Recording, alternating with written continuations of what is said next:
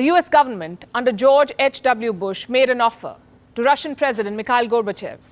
It suggested if Germany became a NATO member, NATO would stop expanding, not 1 inch eastwards. No new members.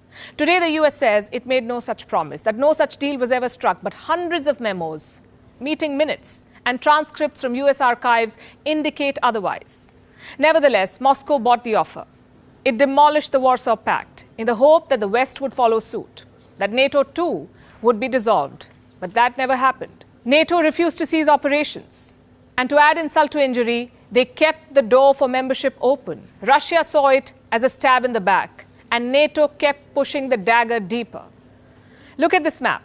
NATO started out with 12 founding members, but since the Soviet Union fell, it has radically expanded eastwards. In 1999, Poland, Hungary, the Czech Republic joined NATO. In 2004, there was another wave of expansion. 7 Central and Eastern European nations were made NATO members. Some of them were former Soviet republics. In 2009, Albania and Croatia joined NATO.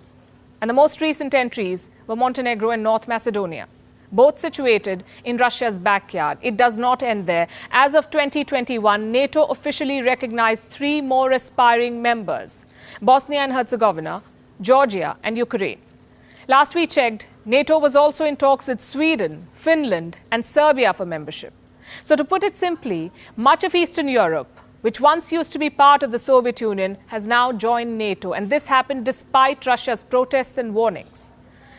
The last reasonably friendly warning from Moscow came in the year 2007. Vladimir Putin addressed the annual Munich conference, where he said, and I'm quoting, "NATO has put its frontline forces on our borders. This expansion represents a serious provocation that reduces the level of mutual trust, and we have the right to ask, against whom is this expansion intended, and what happened to the assurances our Western partners made after the dissolution of the Warsaw Pact?"